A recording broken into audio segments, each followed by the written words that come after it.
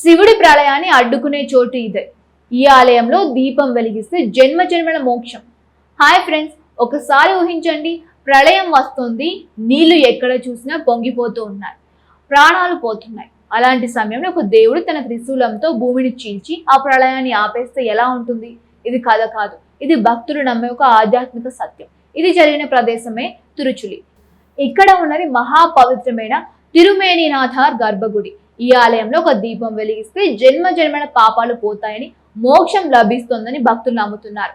ఈ వీడియో చివరి వరకు చూస్తే ఈ ఆలయం వెనుక ఉన్న అసలు కథ ఏమిటి, శివుడు ప్రళయాన్ని ఎలా ఆపాడు, ఈ ఆలయం ఎందుకంత ప్రత్యేకం, మరియు ఇక్కడ చేసే పూజలకు ఎందుకంత పవర్ ఉందో పూర్తిగా అర్థమవుతుంది.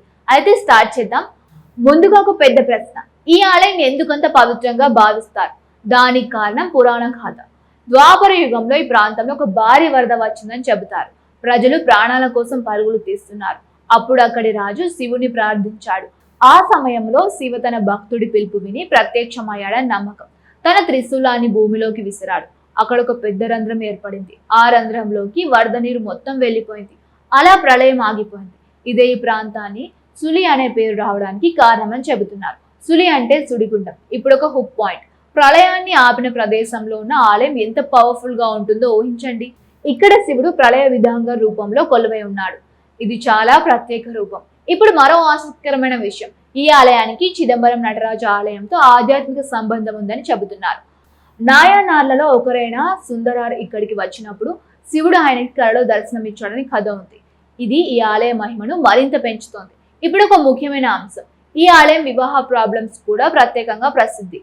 ఎందుకంటే ఇక్కడ పార్వతి తపస్సు చేసి శివుని వివాహం చేసుకుందని నమ్మకం. అందుకే ఇక్కడ అమ్మవారి గర్భగుడి కూడా వివాహ రూపంలో ఉంటుంది.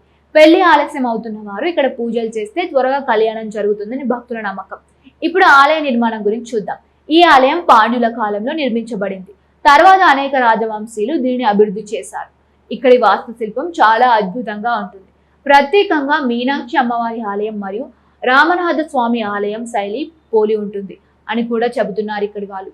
విశాలమైన ప్రాంగణం, అందమైన స్తంభాలు, శిల్పకళ నైపుణ్యం, ఇవన్నీ ఆలయ ప్రత్యేకతలు. ఇప్పుడు మరో షాకింగ్ విషయం, ఇక్కడి శివలింగం సాధారణంగా ఉండేలా గుండ్రంగా ఉండదు, చతురస్రాకారంలో ఉంటుంది. ఇది చాలా అరుదైన విషయం. ఇది ఆలయానికి మరింత ప్రత్యేకతను తీసుకొచ్చింది. ఇప్పుడు అసలు హైలైట్ ఏమిటంటే మోక్షం, విశ్వాసం. ఇక్కడ ఒక దీపం వెలిగిస్తే మరణించిన వారి ఆత్మలు మోక్షం పొందుతాయని నమ్మకం. అంటే 21 జన్మల వరకు ఉన్న బంధాలు తొలగిపోతాయని చెబుతున్నారు. ఇది వినడానికి ఆశ్చర్యంగా ఉన్న భక్తులకి ఇది గాఢమైన విశ్వాసం. ఇప్పుడు ఒక ముఖ్యమైన అనాలిసిస్, ఇలాంటి ఆలయాలు ఎందుకు మనకు ఆకర్షణీయంగా ఉంటాయి? ఎందుకంటే ఇవి కేవలం దేవాలయాలు కావు, ఇవి విశ్వాసం, చరిత్ర, ఆధ్యాత్మిక శక్తి కలిసిన ప్రదేశాలు. ఇప్పుడు మరో ప్రశ్న, ఇక్కడ నిజంగా మోక్షం లభిస్తోందా? ఇది పూర్తిగా వ్యక్తిగత విశ్వాసం మీద ఆధారపడి ఉంటుంది. కానీ ఒక విషయం మాత్రం నిజం, ఇలాంటి ప్రదేశాల్లో మనసుకు ప్రశాంతత లభిస్తోంది, మన ఆలోచనలు మారుతాయి. అదే అసలు మోక్షానికి మొదటి అడుగు. ఇప్పుడు ఫ్రెండ్స్, ఒకసారి ఊహించండి, ప్రళయాన్ని ఆపిన ప్రదేశంలో నిలబడి మీరు ఒక దీపం వెలిగిస్తున్నారు.